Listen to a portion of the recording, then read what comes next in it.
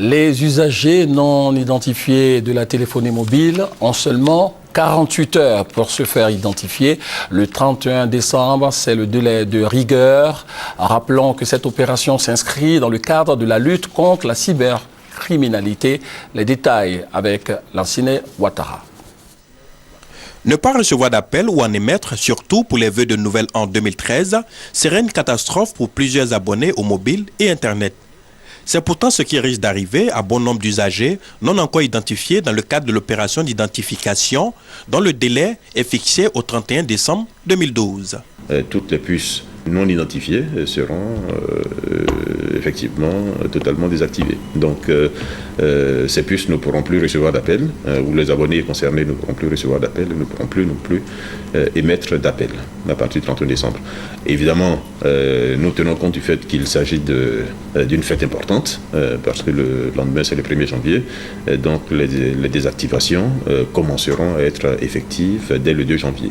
À ce jour, l'opération d'identification reste un succès au vu des chiffres. Sur un total de 18 100 000 abonnés, aujourd'hui dans les registres des opérateurs, nous avons identifié 16 831 000 abonnés. Donc ce qui fait un taux d'identification à la date d'aujourd'hui de 93%. Donc il manque à l'appel à peu près 1 300 000 puces. Ce qui est conforme à nos prévisions, parce que dans ce type d'opération, il y a rarement 100% de personnes identifiées. Par ailleurs, le décret portant identification des abonnés aux services de télécommunication prend en compte les usagers de cybercafé. Les gérants ont le devoir de tenir un registre portant l'identité de leurs clients. Toujours dans l'actualité nationale, le bateau le plus gigantesque jamais accosté en Afrique de l'Ouest est arrivé au port autonome de San Pedro, c'est ici en Côte d'Ivoire. Ce bateau peut transporter plus de 4000 conteneurs selon les spécialistes des affaires maritimes et portuaires. Alborassa.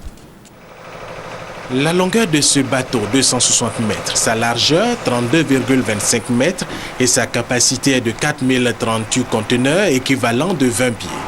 C'est la première fois qu'un navire de cette taille accoste au quai du port autonome de San Pedro et même dans un port en Afrique de l'Ouest. Cela démontre, selon la direction du port autonome de San Pedro, que leur structure possède les atouts techniques et les compétences nécessaires pour accueillir de gros navires. Le premier heureux, le directeur général du port autonome de San Pedro, il est Lamizana, pour qui le port qu'il dirige a une dimension internationale capable de traiter tout type de navire et qu'il va contribuer au développement de la Côte d'Ivoire, comme le veut le président de la République, Alassane Ouattara. Outre cette activité majeure, le traitement des bateaux de ce type au profit de la Côte d'Ivoire et au-delà de plusieurs pays africains, les perspectives économiques sont bonnes, toujours selon la direction du port autonome de San Pedro, avec les exportations accrues du cacao et des produits minéraliers. Par ailleurs, la direction du port autonome de San Pedro mène régulièrement des exercices de sécurité pour ne rien négliger et demeurer à la hauteur de la mission qui lui est confiée, contribuer efficacement au développement économique de la Côte d'Ivoire.